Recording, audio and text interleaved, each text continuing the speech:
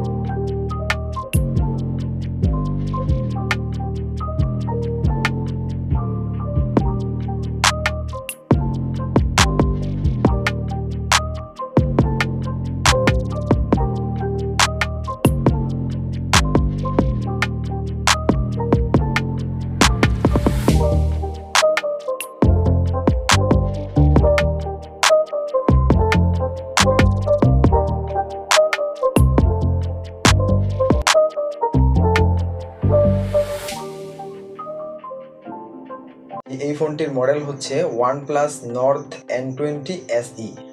এখন আমরা এই OnePlus ফোনটিকে আনবক্সিং করব।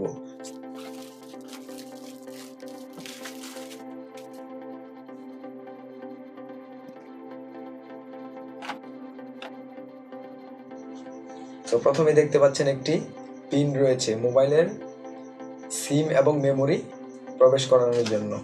সো আপনি চাইলে এই ইউজার ম্যানুয়ালগুলো পড়ে দেখতে পারেন। সো আমি পড়ছি না, আমি এটা রেখে দিচ্ছি। দেন এই যে দেখুন মোবাইলের কিন্তু একটি কভার দিয়ে দিয়েছে ওরা। মোবাইলটাকে পরে আনবক্সিং করছি, মানে মোবাইলটাকে পরে খুলছি, মোবাইলটাকে এক সাইডে রেখে দিচ্ছি এবং পরবর্তীতে দেখি কি আছে।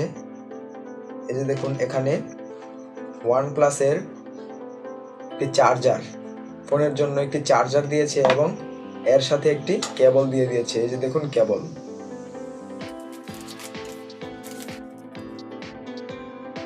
খুব সুন্দর একটি মোবাইল, এটা কিন্তু OnePlus ব্র্যান্ডের একটি মোবাইল।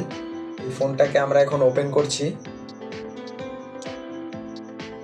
এই যে দেখুন ফোনটা কিন্তু ওপেন হয়ে গেছে। এই যে দেখুন OnePlus-এর লোগো দেখা যাচ্ছে। ওপেন হোক, তারপরে এর ভিতরে কি ফিচার্স এবং এলিজিবিলিটি আছে সেগুলো আমরা চেক করব। ফোনটা স্টার্ট হতে একটু সময় নিচ্ছে। সো এই যে দেখুন আমরা কিন্তু ফোনটাকে এখন ওপেন করে ফেলছি। এই যে দেখুন ফোনটা কিন্তু ওপেন হয়ে গেছে। অ্যাবাউট সেকশনে আমি চলে যাই, গিয়ে দেখি র্যাম কতটুকু, রোম কতটুকু, অ্যান্ড্রয়েড ভার্সন কি সেগুলো আমি বলছি। সো আমি অ্যাবাউট ডিভাইসে ক্লিক করছি। দেন এখানে এই ফোনটিতে র্যাম দেওয়া হয়েছে 4GB এবং স্টোরেজ বা ফোন মেমোরি দেওয়া হয়েছে 64GB এবং এই ফোনটির অ্যান্ড্রয়েড ভার্সন হচ্ছে 12।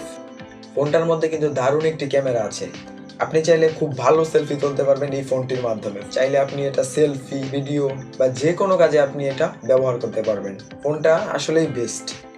এমনিতে এই ফোনটির ডিসপ্লে খুব সফট, মোবাইলটা কিন্তু বেস্ট। আপনি চাইলে এটা নিজের জন্য ব্যবহার করতে পারবেন, নো প্রবলেম। এটা কিন্তু একটা ব্র্যান্ডের ফোন।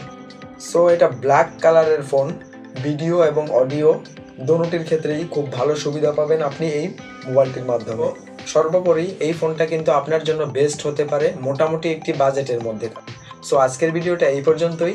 যদি এই ভিডিওটা আপনার কাছে একটুও ভালো লেগে থাকে তাহলে অবশ্যই ভিডিওটার মধ্যে একটি লাইক দিবেন এবং চ্যানেলটিকে সাবস্ক্রাইব করবেন। আর যদি আপনি ফেসবুক পেজ থেকে এই ভিডিওটা দেখে থাকেন তাহলে ফেসবুক পেজটাকে ফলো করবেন। ধন্যবাদ।